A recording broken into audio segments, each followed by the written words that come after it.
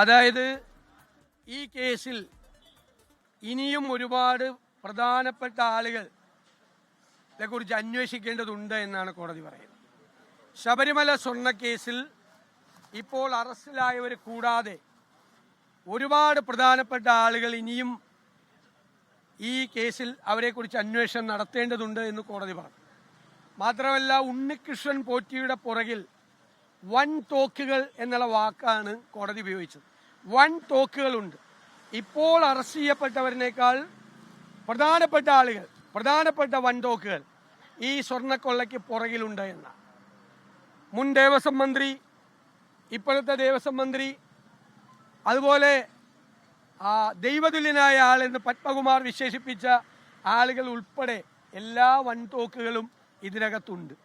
അപ്പോൾ ശബരിമല സ്വർണ്ണക്കൊള്ള കേസിൽ ജയിലിലേക്കുള്ള CPM നേതാക്കളുടെ ഘോഷയാത്ര തുടങ്ങിയിട്ടേ ഉള്ളൂ. ഇനിയും ഇതിനേക്കാൾ വലിയ നേതാക്കന്മാർ വന്നു ചേരാനുണ്ട് എന്നാണ് കോടതി വിധിയിലൂടെ പുറത്തു പറയേണ്ടത്. കേരളം മുഴുവൻ അമ്പരന്ന് നിൽക്കുകയാണ്. കാരണം 2 പ്രധാനപ്പെട്ട CPM നേതാക്കൾ, മുൻ ദേവസ്വം ബോർഡ് പ്രസിഡന്റുമാർ ജയിലിലായിട്ടും അവർക്കെതിരെ നടപടിയെടുക്കില്ല എന്ന വാശിയാണ് CPMന്. അതായത് മോഷണ കേസിൽ, അയ്യപ്പന്റെ സ്വർണം കവർന്ന കേസിൽ SIT അന്വേഷിച്ച് കോടതി മുമ്പാകെ തെളിവുകൾ ഹാജരാക്കി കോടതി റിമാൻഡിൽ അയച്ച് ജയിലിൽ കിടക്കുന്ന, വീണ്ടും ജാമ്യം കോടതി നിഷേധിച്ച ആളുകൾക്കെതിരായി പോലും നടപടിയെടുക്കാത്ത പാർട്ടിയാണ് CPM. CPM ഭയന്നാണ് നിൽക്കുന്നത്. ജയിലിലായ ആളുകളെ ഭയന്നാണ് നിൽക്കുന്നത്. കാരണം അവർ പുതിയ ആളുകളുടെ പേരുകൾ വെളിപ്പെടുത്തുമോ എന്നുള്ള പേടിയാണ് CPM നേതാക്കൾക്കുള്ളത്. അതുകൊണ്ട് അവർക്ക് കൊട പിടിച്ചു കൊടുക്കുകയാണ് ഗവൺമെന്റ്. സ്വർണ്ണക്കൊള്ളക്കാർക്ക്, ശബരിമലയിലെ സ്വർണ്ണക്കൊള്ളക്കാർക്ക് കൊട പിടിച്ചു കൊടുക്കുകയാണ് ചെയ്യുന്നത്. രണ്ടാമത്തെ ഒരു കാര്യം പ്രതിപക്ഷം പറഞ്ഞത് വീണ്ടും അടിവരയിടുന്നതാണ്. BJPയും CPMഉം തമ്മിൽ ഒരു അവിഹിത ബാന്ധവമുണ്ട് എന്ന പ്രതിപക്ഷത്തിൻ്റെ ആരോപണമാണ് ഇന്നലെ പാർലമെന്റിൽ ശരിവെക്കപ്പെട്ടത്. PM ശ്രീ ഒപ്പുവെച്ചതിൻ്റെ പാലമായി പ്രവർത്തിച്ചത് ശ്രീ ജോൺ ബ്രിട്ടാസ് ആണെന്നാണ് പറയുന്നത്. എന്തിനാണ് ഈ പാലം? ഇവിടെ പോളിറ്റ് ബ്യൂറോ അറിയാതെ, സെക്രട്ടേറിയറ്റ് അറിയാതെ, ക്യാബിനറ്റ് അറിയാതെ, ഇടതുമുന്നണി അറിയാതെ അമിത്ഷായും നരേന്ദ്രമോദിയും പറഞ്ഞ സ്ഥലത്ത് ഒപ്പിട്ട് കൊടുത്ത ആളാണ് പിണറായി വിജയൻ. അവർ പറയുന്നിടത്ത് ഒപ്പിട്ട് കൊടുക്കലാണ്. ആ ഒപ്പിട്ട് കൊടുക്കുന്നതിൻ്റെ ഇടനിലക്കാരൻ ജോൺ ബ്രിട്ടാസ് ആയിരുന്നു എന്ന വാർത്തയാണ് ഇപ്പോൾ പുറത്തു വന്നിരിക്കുന്നത്. മന്ത്രി തന്നെ പാർലമെന്റിൽ പറഞ്ഞതാണ്. അപ്പോൾ BJPയും CPMഉം തമ്മിലുള്ള അവിഹിത ബന്ധത്തിന് നേരത്തെ ശ്രീ M ആയിരുന്നു ഇടനിലക്കാരൻ. മസ്കറ്റ് ഹോട്ടലിൽ വെച്ച് RSS നേതാക്കളും പിണറായി വിജയനും തമ്മിൽ നടത്തിയ ചർച്ചയുടെ ഇടനിലക്കാരൻ ശ്രീ M ആണെങ്കിൽ ഇപ്പോൾ ഒരു പുതിയ ഇടനിലക്കാരൻ ജോൺ ബ്രിട്ടാസ് കൂടി വന്നിരിക്കുന്നു. ഒരുപാട് ഇടനിലക്കാരുണ്ട്. തൃശ്ശൂരിൽ സുരേഷ് ഗോപിയെ ജയിപ്പിക്കാൻ വേണ്ടി നടത്തിയ ശ്രമത്തിൽ RSS നേതാവ് ഹൊസബളയുമായി സംസാരിച്ച പിണറായി വിജയന്റെ ഇടനിലക്കാരൻ അഡീഷണൽ DGP ആയിരുന്നു. അപ്പോൾ ഒരുപാട് ഇടനിലക്കാരെ വെച്ചുകൊണ്ട് ഒരുപാട് പാലങ്ങൾ പണിതുകൊണ്ട്, ഈ പാലം പണിതത് പിണറായി വിജയനാണ്. ഈ PM ശ്രീ ഒപ്പുവയ്ക്കാൻ പറയും കയ്യാളിൻ്റെ ജോലിയെ നമ്മുടെ ശിവൻകുട്ടിക്ക് ഉണ്ടായിരുന്നുള്ളൂ. പാലത്തിലൂടെ നടക്കുന്നത് നല്ല കാര്യത്തിനല്ലല്ലോ, കേരളത്തിൻ്റെ നല്ലതിന് വേണ്ടിയിട്ടല്ല. BJP CPM ബാന്ധവമാണ്, അത് വ്യക്തമായിരിക്കുന്നു. അപ്പോൾ പ്രതിപക്ഷം പറഞ്ഞ കാര്യങ്ങൾ ശബരിമല കൊള്ളക്കേസിലാണെങ്കിലും അതുപോലെ ഈ CPM BJP അവിഹിത ബാന്ധവത്തിലാണെങ്കിലും ഓരോ കാര്യവും പുറത്തു വരുന്നത് ഞങ്ങൾ പറഞ്ഞിരുന്നത് ശരിയായിരുന്നു എന്നതിലാണ്.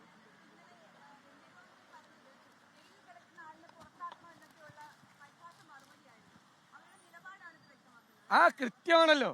അതായത് അയ്യപ്പന്റെ സ്വർണം കവർന്ന, കോടതി എന്താ പറഞ്ഞത്? സ്വർണം പൊതിഞ്ഞ ദ്വാരപാലക ശില്പം കോടീശ്വരന് വിറ്റുവെന്നാണ്. എന്നിട്ട് വ്യാജ ചെമ്പിൽ ഇതുണ്ടാക്കി ചെന്നൈ കൊണ്ടുപോയി സ്വർണം പൂശുന്നത്. അപ്പോൾ കോടികളുടെ ഇടപാടാണ്, സ്വർണത്തിന്റെ വിലയല്ല. ആ കോടികളുടെ ഇടപാട് നടന്നതിൽ ഇപ്പൊ വീണ്ടും രണ്ടാമത് പത്മകുമാർ പ്രതിയായി, സ്വർണ്ണപ്പാളിയുടെ കേസിലും പ്രതിയായി. അപ്പോൾ എന്നിട്ടും അവർക്കെതിരായി നടപടിയെടുക്കില്ല. അപ്പോൾ പാർട്ടിക്ക് ബന്ധമുണ്ട്, പാർട്ടി അവരെ ഭയന്നാ നിൽക്കുന്നത്. കാരണം വേറെ പാർട്ടി നേതാക്കന്മാരുടെ പേര് അവർ പറയുന്നു. അതാണ് ഞാൻ പറയുക, അയ്യപ്പ ഭക്തർ മാത്രമല്ല കേരളം മുഴുവൻ അമ്പരന്ന് നിൽക്കുകയാണ്. CPMന്റെ ഈ നിലപാട്, CPM നിലപാട് അത്ഭുതപ്പെടുത്തിയാണ് എല്ലാവരെയും. നടപടിയെടുക്കില്ല.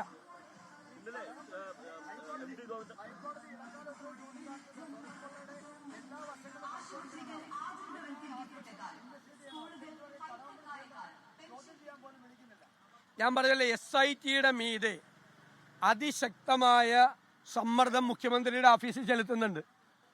പരമാവധി വൈകിക്കാനേ പറ്റുള്ളൂ. കാരണം ഈ തെരഞ്ഞെടുപ്പ് കഴിയുന്നത് വരെ ഈ കടകംപള്ളിയെ ചോദ്യം ചെയ്യരുത് എന്ന സമ്മർദ്ദം SITയുടെ മീതെ മുഖ്യമന്ത്രിയുടെ ഓഫീസ് ചെലുത്തുന്നുണ്ട്. കാരണം കടകംപള്ളിയുടെ പേര് മുൻ ദേവസ്വം ബോർഡ് പ്രസിഡന്റുമാർ പറഞ്ഞു കഴിഞ്ഞു. പിന്നെ ഞങ്ങളുടെ കയ്യിൽ തെളിവുണ്ട്. 2018-ലും 2019-ലും കടകംപള്ളി സുരേന്ദ്രന് ഉണ്ണികൃഷ്ണൻ പോറ്റിയുമായി ബന്ധമുണ്ട് എന്നതിൻ്റെ തെളിവുകൾ പ്രതിപക്ഷത്തിൻ്റെ കയ്യിലുണ്ട്. അപ്പം അതുകൊണ്ട് അത് ചോദ്യം ചെയ്യൽ ഈ തെരഞ്ഞെടുപ്പ് കാലത്ത് ഇത് അജണ്ടയാകാതിരിക്കാൻ വേണ്ടി വൈകിക്കാൻ വേണ്ടി പരമാവധി നോക്കുകയാണ്. അത് എത്ര വൈകിക്കാനും പറ്റില്ല. വൻ തോക്കുകൾ ഇപ്പോൾ ജയിലിലായ അവരെക്കാൾ വലിയ വൻ തോക്കുകൾ ഇതിൻ്റെ പുറകിൽ ഉണ്ടെന്ന് കോടതി പറഞ്ഞു. അവരെക്കുറിച്ച് കൂടി അന്വേഷണം നടത്തണമെന്ന് കോടതി പറഞ്ഞു. എന്നിട്ട് പരമാവധി വൈകിപ്പിക്കുക.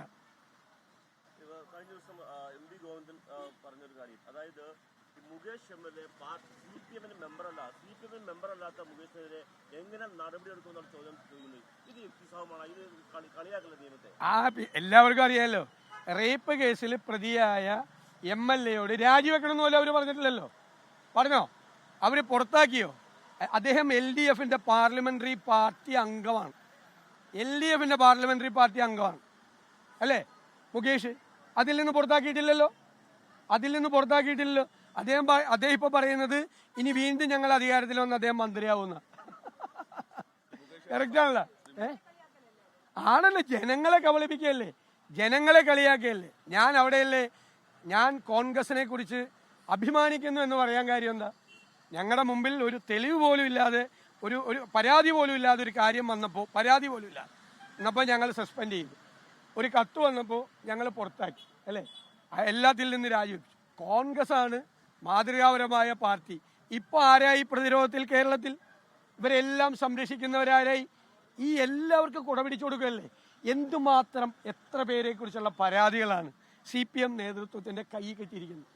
എന്നിട്ട് അതൊന്ന് പോലീസിലേക്ക് പോലും ഫോർവേഡ് ചെയ്യാതെ നിൽക്കുകയാണ്. ഇനി പോലീസ് പിടിച്ച് കുറ്റക്കാരാക്കിയിട്ട് കുറ്റപത്രം സമർപ്പിച്ച് ജയിലിൽ റേപ്പ് കേസിലെ പ്രതിയെ കൂടെ കൊണ്ടു നടക്കല്ലേ. മുഖ്യമന്ത്രി കൈപിടിച്ച് ഉയർത്തുമല്ലേ. എത്ര പേരുണ്ട് മന്ത്രിമാർ ഈ മന്ത്രിസഭയിൽ? ഈ സ്ത്രീ വിഷയങ്ങളിൽ പ്രതികളായ എത്ര പേര് ഈ മന്ത്രിസഭയിലുണ്ട്? മുഖ്യമന്ത്രി ചിലരെ രണ്ടുപേരെ കൈയൊക്കെ പിടിച്ച് ഉയർത്തിയിരിക്കണ പടം കണ്ടില്ലേ? നാണമുണ്ടോ CPMന്? ഇപ്പം നാണം കെട്ടിരിക്കുകയാണ് CPM കേരളത്തിൽ ജനങ്ങളുടെ മുമ്പിൽ. നാണം കെട്ട പാർട്ടിയാണ്.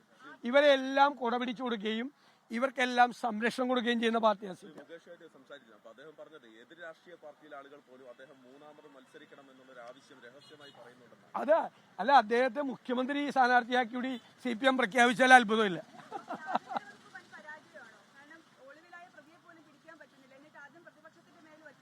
അല്ലേ, പ്രതിപക്ഷം എന്ത് ചെയ്യാന്? ഞാൻ വളരെ സിമ്പിളായിട്ടൊരു കാര്യം ചോദിക്കട്ടെ. ഞാൻ ഇന്നലെ ചോദിച്ച ഒന്നും കൂടി ആവർത്തിക്കുക. ഇത് തലേ ദിവസം ഈ പെൺകുട്ടി പരാതി കൊടുക്കുമെന്ന് മുഖ്യമന്ത്രിയുടെ ഓഫീസിന് അറിയായിരുന്നല്ലോ ഇല്ലേ? അപ്പോൾ ഈ പരാതി കൊടുത്താലുള്ള നടപടികളെക്കുറിച്ചും അറിയായിരുന്നു. ഒരു സ്പെഷ്യൽ ബ്രാഞ്ചിലൊരു പോലീസുകാരൻ വിചാരിച്ചാൽ ഈ അറസ്റ്റ് നടക്കുമായിരുന്നല്ലോ. അറസ്റ്റൊന്നും അല്ലെന്നേ അവരുടെ ആഗ്രഹം.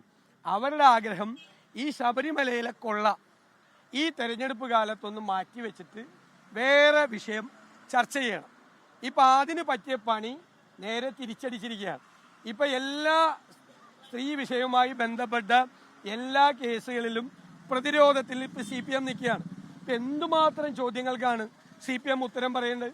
എത്ര ചോദ്യങ്ങൾക്ക് CPM ഉത്തരം പറയണം? ഞങ്ങൾ അഭിമാനത്തോടു കൂടി തല ഉയർത്തിയാണ് തെരഞ്ഞെടുപ്പിൽ നിൽക്കുന്നത്. ഞങ്ങളുടെ അജണ്ട, ഞങ്ങൾ സെറ്റ് ചെയ്ത അജണ്ടയാണ് ഈ തെരഞ്ഞെടുപ്പിൽ കേരളം ചർച്ച ചെയ്യുന്നത്. അത് ശബരിമലയിലെ കൊള്ള കേരളം ചർച്ച ചെയ്യുകയും തെരഞ്ഞെടുപ്പിൽ അതിൻ്റെ പ്രതിഫലനം ഉണ്ടാവുകയും ചെയ്യും. ഈ സർക്കാരിനെതിരായി ഞങ്ങൾ സമർപ്പിച്ചിട്ടുള്ള എല്ലാ കുറ്റപത്രവും ഇവിടെ വിചാരണ ചെയ്യപ്പെടും. ഈ ജനാധിപത്യ മഹിളാ അസോസിയേഷന്റെ കൊല്ലം ജില്ലാ സെക്രട്ടറി കഴിഞ്ഞ ദിവസം പറയുന്നത് മുകേഷിന്റെ പീഡന തീവ്രത കുറഞ്ഞതാണ്, പാർട്ടി അത് CPM അത് പീഡനമാണെന്ന് അത് വിലയിരുത്തിയിട്ടില്ല എന്നാണ് പറയുന്നത്. അത് അവർ പറഞ്ഞത് യഥാർത്ഥത്തിൽ അത് പ്രിന്റ് ചെയ്ത് അത് ഒരു ഫ്രെയിമിലാക്കിയിട്ട് മുഖ്യമന്ത്രിയുടെ ഓഫീസിൽ വെക്കണം. എല്ലാവരും വരുമ്പോൾ കാണണം, കേരളത്തിലെല്ലാവരും. ഇത്രയും അത് CPM നേതൃത്വം അവരുടെ ഈ ക്ലാസ്സുകളിലും ജില്ലാ കമ്മിറ്റിയിലൊക്കെ ചെന്ന് ഈ MV ഗോവിന്ദനെ പോലുള്ള ആളുകൾ പറയുന്നതാണ്. മുകേഷിൻ്റെ തീവ്രത കുറവായിരുന്നു, ഇപ്പുറത്തേന് തീവ്രത കൂടുതലാണ്.